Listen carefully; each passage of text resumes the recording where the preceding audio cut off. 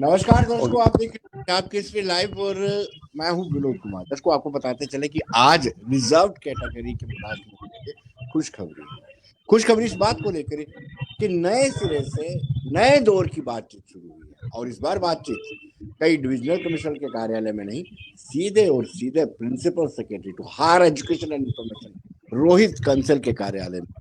बड़ी अच्छी बात है। और दूसरी बड़ी बात है कि रोहित कंसल जी ने इनको आश्वस्त किया है कि अगले कुछ दिनों में जो पूरी कमेटी हुई है, जो एक कॉम्प्रिहेंसिव ट्रांसफर पॉलिसी फॉर्मुलेट करेगी, उस पूरी कमेटी के समक्ष ये स्टेक होल्डर जाएंगे और उनसे बातचीत करेंगे। विपिन जी, स्वागत है और मुबारक वाली बात है। भले ही दूसरे धन्यवाद दौर सर। की बातचीत, आज कैसी रही बातचीत और कितने देर बातचीत देखिए चली? देखिए धन्यवाद मैं आपको करता हूं। लगातार आप हमारे धरने प्रदर्शन को कवर कर रहे हैं। देखिए, मैं इसको दूसरे दौर की बात नहीं कहूंगा, मैं कहूंगा ये सिलसिला जो है ये काफी देर से शुरू हुआ था, लेकिन इस लेवल पर जब बात होती है जरूर कर्मचारियों के अंदर एक विश्वास पैदा होता है कि आने वाले समय में कुछ ना कुछ एक कंक्रीट समाधान निकल के सामने आएगा। जहां तक कमेटी की बात है, हम ये उम्मीद रखते हैं कि जो कमेटी रिकॉन्स्टिट्यूट की गई है 20 अक्टूबर को, हमने पहले भी कहा था जब आप बात करेंगे टेबल पे जाके बात होगी, समाधान तभी निकलेगा। और मैं बिल्कुल इसको एक इनिशिएटिव मानता हूं। अगर सीरियसली अगर इस पे बात होगी और आने वाले समय में हमें अब उम्मीद है, चूंकि जिस तरीके से आश्वस्त हमें किया गया है, तो हम मानते हैं इस बात को कि आने वाले समय में जरूर जब बात होगी तब, चूंकि जितने भी लोग यहाँ पर धरना दे रहे हैं ये एक स्टेक होल्डर हैं, अगर इनकी डिमांड को सुना जाता है उसके बाद फिर कोई इस पे कार्रवाई की जाती है और अच्छा कोई उनके लिए आगे पॉजिटिव रिजल्ट आता है, इसीलिए हम इस बात को मान के चलते हैं कि बिल्कुल आने वाले समय में कहीं ना कहीं इन कर्मचारियों के लिए अच्छे दिन आने वाले हैं। विपिन, सवाल ये उठता है कि आपका बड़ा अनुभव हो गया है, बहुत एक्सपीरियंस, वाइड एक्सपीरियंस हो गया हड़ताल करते करते। आप नब्ज पहचान लेते हैं कि ये अधिकारी दिल से बात कर रहे हैं, आप सियासतदान की भी नब्ज पहचान लेते हैं। आज रोहित कंसल जी की बॉडी लैंग्वेज क्या कह रही थी कि वाकई वो इशू रिजॉल्व करना चाहते हैं या खींचना चाहते हैं, लिंगरन नहीं, मतलब? देखिए देखिए मैं बोलता हूँ एक राजनीतिक दल से बात करना और ब्यूरोक्रेटिक लेवल पे बात करना दो अलग अलग बातें होती है, हमेशा से विपिन जी, रही है। तो आपने दोनों से ही किया ना, इसलिए मैं कह रहा हूँ आपका तजुर्बा, जो आपका अनुभव, आपका देखिए देखिए एक्सपीरियंस। जो मैं जिस बॉडी लैंग्वेज की आप बात कर रहे हैं, बिल्कुल मैं मान के चलता हूं कि जिस तरीके से बॉडी लैंग्वेज है बिल्कुल एक पॉजिटिव वे से वो काम करेंगे और कर रहे हैं। और मैं उम्मीद करता हूं कि जिस तरीके से आश्वासन दिया गया है, मैं मान के चलता हूं कि आने वाले समय में जरूर कुछ ना कुछ पॉजिटिव निकलेगा। और मैं सबसे बड़ी बात कहता हूं, हमने कभी ये नहीं कहा कि हमें प्रशासन पे विश्वास नहीं है। हम सरकारी कर्मचारी हैं, हमें प्रशासन के साथ चलना है, प्रशासन पे विश्वास हमारा कायम है, आज भी है और पहले से था। लेकिन जो ये समय लग रहा है कहीं ना कहीं पर ये इन कर्मचारियों के अंदर चिंताएं पैदा करता है। लेकिन जरूर मैं कहता हूं कि आने वाले दिनों में अगर अगर एक कमेटी के चेयरमैन जो हैं आपको आश्वस्त करते हैं, अगर वो इस तरह पॉजिटिव इनिशिएटिव ले रहे हैं, तो जरूर मैं इतना जरूर कहूंगा कि जो इन कर्मचारियों की लंबे समय से मांग थी उसको पूरा होने में अब ज्यादा समय नहीं लगेगा। विपिन जी, बातचीत के लिए एक माहौल बनाया जाता है, हम सब जानते हैं।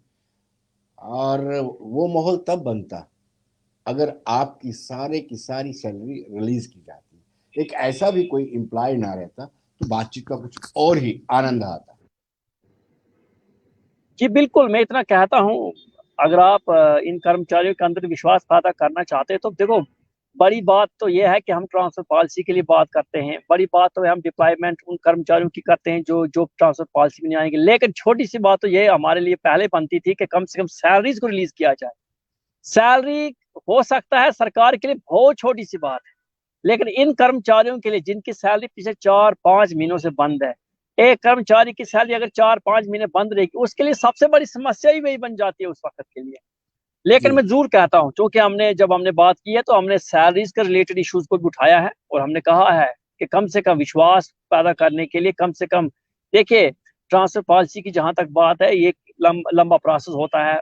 एक मीटिंग हुई है, एक उसके बाद एक मीटिंग हुई, हो सकता है उसके बाद दूसरी तीसरी फिर मीटिंग हो, ये चलेगा सिलसिला। लेकिन सैलरी रिलीज करना कोई बड़ी बात नहीं है, ये बहुत छोटी सी बात है। सरकार को कहीं ना कहीं इसको इनिशिएटिव लेना पड़ेगा और जल्द से जल्द हम मांग करते हैं कि सरकार सैलरी रिलीज करे।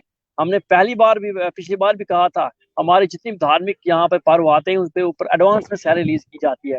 दीपावली चली गई, भाई दूज का पर्व था वो चला गया, अब आने वाले समय में बहुत सारे ऐसे धार्मिक पर्व जो आ रहे हैं, हम चाहते हैं कम से कम इसका संज्ञान ले और सैलरी को इमीडिएट रिलीज करे। और दूसरी बात, जिस बायोमेट्रिक अटेंडेंस की बात की जाती है, मैं एक बात आपको स्पष्ट रूप से कह देता हूँ, हमेशा सिक्योरिटी रिलेटेड इश्यूज में ये देखा गया है कि सिक्योरिटी जो होती है, सिक्योरिटी को तब तक आप इंश्योर नहीं कर सकते जब तक एक फिक्स प्रोटोकॉल को फॉलो ना किया जाए। मैं आपको एक साफ बात कहता हूँ, हमने हमेशा से कहा, जब हम कश्मीर में काम कर रहे थे वैसी स्थिति थी, तब भी हमने अप्रीहेंशन को देखते हुए ये कहा था कि कम से कम हमारी सिक्योरिटी रिलेटेड मसले को देखो। उस वक्त हमें ये कहा गया कि आप कोई थोड़ा सा प्रोटोकॉल चेंज करें, 10 मिनट लेट, आधा घंटा लेट, आधा घंटा पहले आप ऑफिस से निकलिए। लेकिन आप मुझे एक बात बताइए, अगर आप बायोमेट्रिक अटेंडेंस को रखेंगे, उसमें तो साफ ये है कि आपको सुबह 10 बजे आना है और 4 बजे जाना है। तो कहीं ना कहीं पर बायोमेट्रिक अटेंडेंस जो होगी वो इन एम्प्लॉइज के साथ एक सिक्योरिटी कंप्रोमाइज में कहूंगा। अगर आप पूरी तरीके से बायोमेट्रिक्स पर चलेंगे तो आप बिल्कुल ये इनपुट दे रहे हैं कि कौन सी एम्प्लॉय किस वक्त आता है और कौन सी एम्प्लॉय किस वक्त जाता है ऑफिस से। तो मैं कहता हूं बायोमेट्रिक अटेंडेंस से कम इन एम्प्लॉइज को एग्जेम्प्ट किया जाए, जब तक वहां पे सिक्योरिटी रिलेटेड इश्यूज में काम नहीं किया जाता, जब तक इनके अंदर एक विश्वास पैदा नहीं होता।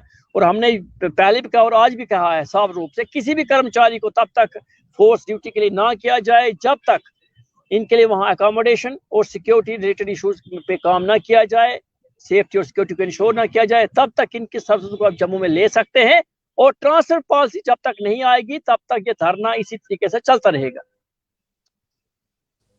विपिन जी, सवाल ये उठता है कि आज आपने बातचीत की, आपके पास एक अच्छा अवसर था, वो कमेटी के चेयरमैन है और वो बड़ी पॉजिटिव सकारात्मक सोच भी रखते हैं, तो क्या आपने ये अटेंडेंस का मुद्दा उठाया और उनका जवाब क्या? देखिए, अटेंडेंस का बिल्कुल अटेंडेंस का हमने मुद्दा उठाया और उन्होंने बिल्कुल आश्वस्त कहा कि उसमें वो करेंगे, कोई ना कोई डिसीजन लेगी सरकार, और बिल्कुल लेना भी चाहिए। जो हमारे जेन्युइन डिमांड्स इस वक्त, उनको हमने पूरी तरीके से सामने रखा है। एक रिटन फॉर्मेट के मेमोरेंडम के तौर पर भी आगे रखा, पहले भी रखा, आज भी रखा, और आने वाले समय में हम रखते इसको बात को आगे रखेंगे। चूंकि जब आप एक पहली मीटिंग की तरफ जाते हो तो उस वक्त बहुत सारी चीजों को आपको रखना पड़ता है, बहुत सारी चीजों को देखना पड़ता है। अब आने वाले समय में अगर जब कभी भी ऐसी कोई दूसरी मीटिंग होगी, उस वक्त भी हम ये बात रखेंगे। और मैं आपको एक बात स्पष्ट रूप से कहता हूँ, देखिए, ट्रांसफर पॉलिसी जो है ना, ये एक रिक्रूटमेंट का फंडामेंटल हिस्सा है, होना भी चाहिए। जब तक ट्रांसफर पॉलिसी नहीं आएगी तब तक इन कर्मचारियों के अंदर विश्वास पैदा नहीं होगा। मैं इतनी बात कहता हूँ, अगर आज की स्थिति में अगर किसी को बोलेंगे ना कि आप यहाँ से उठ के कश्मीर में अप्लाई करो, कोई अप्लाई करने को ही तैयार नहीं है। क्यों नहीं है? क्योंकि ये विश्वास ही नहीं है कि अगर आप कश्मीर में अप्लाई करेंगे आपकी घर वापसी का भी होगी या नहीं होगी। बिल्कुल पूरी तरीके से जब तक ये विश्वास पैदा नहीं किया जाएगा, मैं पहले भी बोलता रहा हूं कि पूरे देश में आप देखिए कोई ऐसा रिक्रूटमेंट प्रोसेस है जहां पर एक कर्मचारी को अपने घर से 15 साल तक दूर रखते हैं। ये जम्मू कश्मीर में ऐसी चीजें होती है। और हमने कहा बिल्कुल अगर जम्मू कश्मीर को एक नया जम्मू कश्मीर बनाना है तो मैं बोलता हूँ ये कैडर सिस्टम की दीवारें नहीं होनी चाहिए। एक एम्प्लॉय उसकी जिंदगी से बड़ा कैडर सिस्टम नहीं होता है। हमारी बहुत सारे मसले हैं, हम सोशली बाइकआउट हैं, सोशली डिस्कनेक्टेड है अपने समाज से। हमारी फैमिली प्रॉब्लम्स ऐसी, हमारे घर बच्चे जो हैं घर में रह गए हैं। हमारी तो वहाँ इस वक्त के हालात ऐसे, कश्मीर में जिन घरों में हम रहते थे वो हमें अपने घरों में रखने को तैयार नहीं है। हमारी स्थिति ये बन गई है, ना हम जम्मू के रह पाए ना कश्मीर के रह पाए, ना हम जम्मू का समाज जो है वो हमें अपनाने को तैयार नहीं और कश्मीर में जाने को हम तैयार नहीं है। तो मुझे एक बात बताइए, हम जाएं तो जाएं कहाँ पर? देखिए, हमारे मसले को ना आप रूल्स रेगुलेशन कैडर सिस्टम में मत देखिए, हमारे मसले को इंसानियत की नजर से देखिए। और ये मैं बोलता हूँ सबसे बड़ा इंसानियत का ही तकाजा है। जब हम इसको इंसानियत की नजर से देखेंगे तो ये महसूस होगा कि रूल्स एंड रेगुलेशन किस लिए है, इंसान से बड़े तो नहीं है। अगर किसी को फायदा देना है, अगर किसी का भला हो सकता है, उन रूल्स और रेगुलेशन में अमेंडमेंट की जा सकती है। अगर आप रूल्स में देखेंगे तो फिर बहुत सारी चीजें आ जाती है आगे। अगर आप देखेंगे कैडर सिस्टम, बहुत सारी चीजें आगे आपके सामने आ जाएंगे। लेकिन अब जब आप इसको इंसानियत का मसला देखेंगे, इंसानियत के तकाजे में, इसको मानवता के उस चश्मे से देखिए, फिर मैं लगता हूँ सबसे ज्यादा इस वक्त कोई मसला है तो वो हम कर्मचारियों का है जो रिजर्व कैटेगरी एम्प्लॉइज पिछले 160 दिनों से अम्बेडकर चौक में धरने पे बैठे। विपिन जी, जो भी लोग कमेंट बॉक्स में अपना रिएक्शन दे रहे हैं वो सब आपकी सराहना कर रहे हैं। और दूसरी बड़ी बात वो ये कह रहे हैं कि कॉम्प्रिहेंसिव ट्रांसफर पॉलिसी के अलावा कोई चारा नहीं। तीसरा उनका ये कहना है कि सभी की सभी सैलरी, सभी मुलाजमों की पुरानी जो पेंडिंग सैलरी है वो रिलीज होनी चाहिए। अब मेरा सवाल आपसे ये है, पहली मुलाकात थी आपकी रोहित कंसल जी के साथ, तो क्या आप में थोड़ा सा दबाव था इसलिए आप खुल के नहीं बोल पाए? नहीं नहीं, देखिए दबाव की बात नहीं है। आप जानते हैं जो जब बात होती है तो दबाव की बात नहीं। यहाँ पर हम 160 दिनों से यहाँ धरने पे बैठे हैं। मुझे लगता है सारा दबाव 160 दिनों में हमारा निकल चुका है, सीधी बात मैं आपको कहूँगा। और दूसरी बात है, आप हमारे जो जिस कमेटी के चेयरमैन है वो बहुत कुशल प्रशासक रहे हैं।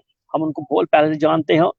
One of the best bureaucrat Jammu Kashmir में, अगर मैं किसको कहूँगा। तो उन्होंने जिस तरीके से बात की है, बिल्कुल आश्वासन के साथ कहा है और बिल्कुल सीरियसली उन्होंने इस बात को सुना और इस बात को माना है कि ये इंसानियत का ही तकाजा है।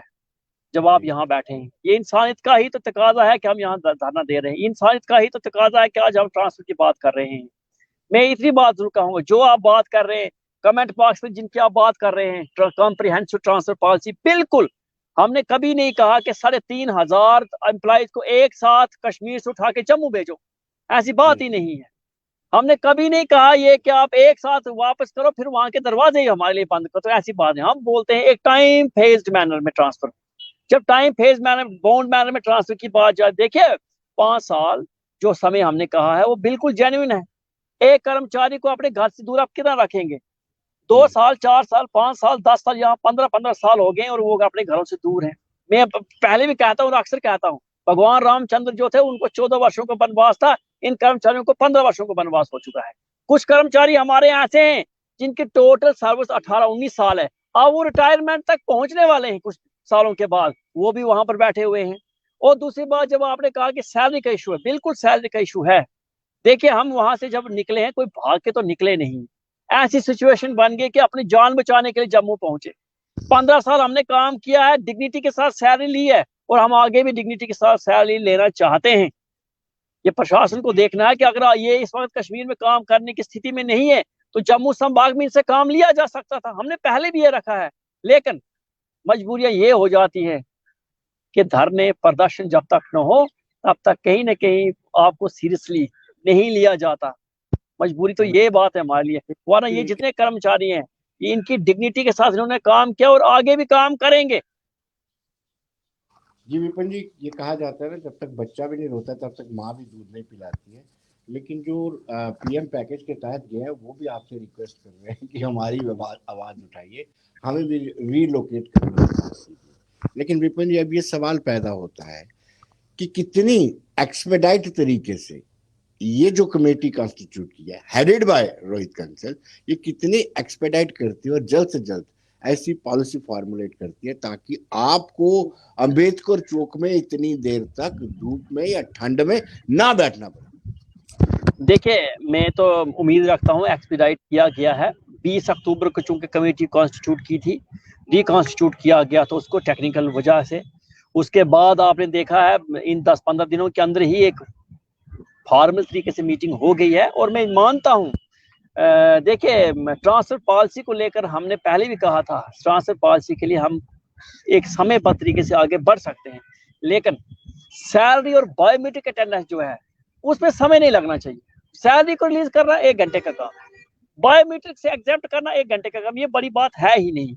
जो एक्सपीडाइट जिस चीज की बात करते, मैं इसको मानता हूँ एक्सपीडाइट होना चाहिए। देखिए ये धरना जो हम दे रहे हैं, ये कोई ऐसी मांग को लेकर नहीं दे रहे हैं कि हमारी कोई रेगुलराइजेशन पॉलिसी लाइए, हमारे लिए कोई डीए की आप बढ़ोतरी करें, एचआरए को रिवाइज करो या प्रमोशन की कोई लड़ाई हो। ये कर्मचारी के लिए जीवन और मृत्यु का प्रश्न है। तो इसमें बोलता हूँ, इसके लिए कमेटी को भी और प्रशासन को भी मैं खास तौर पे कहता हूँ, प्रायोरिटी पे रखकर इसको काम करना पड़ेगा। समय देखे, समय नहीं लगना चाहिए। 160 दिन हो चुके हैं, अब कितना समय चाहिए? अगर आपके अंदर इच्छा शक्ति है करने की तो मुझे नहीं लगता समय लगने वाली बात अब बाकी रही। विपिन, आप ही किसी साथी ने कहा है कि एलजी मनोज सिन्हा के लिए कोई बड़ी बात नहीं है, एक आदेश जारी करे तो बायोमेट्रिक सिस्टम से एग्जम्पशन मिल सकती है। ये सच है, सदाकत है, सच्चाई है, इसमें कोई झूठी बात नहीं है। एलजी साहब अगर इंटरवेन करें और तो मुझे लगता है एग्जम्पशन मिल सकती है यहाँ पे। बिल्कुल, अगर एलजी साहब इंटरवीन करेंगे तो बिल्कुल रिलैक्सेशन मिल सकती है। देखिए मुझे नहीं लगता कि और मैं मानता हूँ कि जम्मू कश्मीर में एलजी साहब से कोई बड़ा है। वो जम्मू कश्मीर के लेफ्टिनेंट गवर्नर हैं, कस्टोडियन है जम्मू कश्मीर के। ये जम्मू कश्मीर का प्रशासन वो चला रहे हैं। अगर वो इंटरवीन करेंगे तो मैं जरूर कहूंगा कि इन कर्मचारियों की जो बेबस है यहाँ पर, उनकी सैलरी भी रिलीज हो जाएगी और उनके लिए ट्रांसफर पॉलिसी भी आगे जल्द से जल्द आएगी और साथ में उनको बायोमेट्रिक से भी एग्जाम्प्ट किया जा सकता है। मैंने पहले एक बात कही, इच्छा शक्ति की बात, विल पावर अगर हो ना आपके अंदर करने की, सब कुछ किया जा सकता है। मैं बोलता हूँ बड़े बड़े बदलाव लाए जा सकते हैं। इन 3000 कर्मचारियों का कैडर मैनेजमेंट करना कोई बड़ी बात है ही नहीं, कोई मसला नहीं है। जम्मू कश्मीर में हमने बड़े बड़े बदलाव देखे हैं, ये कोई बात नहीं। और खास तौर पर मैं एक बात और कहूंगा, अगर आप चाहते हैं इन कर्मचारियों के अंदर एक विश्वास पैदा करना, ये तभी होगा, आपको इन कर्मचारियों के साथ खड़े रहना होगा। इस वक्त अगर प्रशासन, देखिए ये जिन हालात से निकल के वहां यहाँ पहुंचे हैं, वो हालात सामान्य नहीं थे इनके लिए। 15 साल का कश्मीर, इनको अगर कश्मीर में उन्होंने नौकरी की थी तो क्या हालात ऐसे बन गए कि उनको अचानक से वहां से निकलकर यहाँ बैठना पड़ा धरने में। हमें पता है सारी चीजें जो हैं वो एक समय के साथ होती हैं, लेकिन मैं इतना जरूर कहता हूँ कि आज जरूरत है कि कर्मचारियों के साथ प्रशासन खड़ा रहे और जो भी इनकी जेन्युइन और जस्टिफाइड डिमांड्स है उसको पूरा करने के लिए सरकार और प्रशासन सीरियसली काम करे आगे। जरूर मैं इतना विश्वास रखता हूँ। अगर कमेटी कॉन्स्टिट्यूट की है, एक बातचीत का दौर शुरू हुआ है और मैं कहता हूँ सकारात्मक तरीके से बात हुई है और आने वाले समय में जरूर इतना कहूंगा कि अच्छे दिन तो आएंगे, जरूर आएंगे। मैं इतना विश्वास रखता हूँ, खास तौर पर तब जब ये कर्मचारी 107 दिनों से धरना कर दे रहे हैं यहाँ पर अम्बेडकर चौक में। मुझे नहीं लगता था 107 दिन लगने चाहिए, एक समयबद्ध तरीके से होना चाहिए था, लेकिन फिर भी विश्वास है। और विश्वास ये बोलते हैं उम्मीद पे दुनिया चलती है और इंसान को उम्मीद कभी नहीं छोड़नी चाहिए। विपिन जी, आखिरी सवाल आपसे, आज की मीटिंग को आप किस तरीके से देखते हैं और दर्शकों को क्या बताना चाहते हैं कि आज क्या पॉजिटिव? देखिए मैं इतना कहता हूँ, मैं तो हमेशा सकारात्मक सोच रखता हूँ और यही कहूंगा कि बातचीत का दौर जो शुरू हुआ है सकारात्मक तरीके से चल रहा है। आने वाले समय में जब भी हमें बात करने का मौका मिलता है हम अपनी बात रखेंगे।